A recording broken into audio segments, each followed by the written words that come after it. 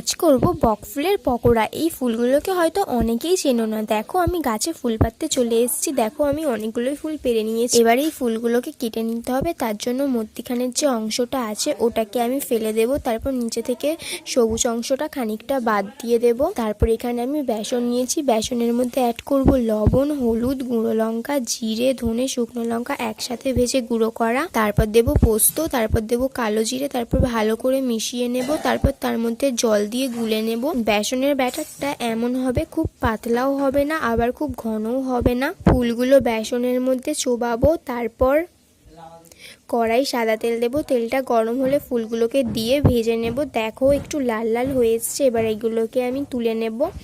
আর তারপরেই দেখো আমাদের বকফুল ভাজা রেসিপি কিন্তু একেবারে তৈরি। আর খেতে কিন্তু দারুণ হয়েছে। আর আমারও কিন্তু এই রেসিপিটা খেতে দারুণ লাগে। যাওয়ার আগে ভিডিওতে একটা লাইক করে চ্যানেলটা সাবস্ক্রাইব করে দিয়ে যাও।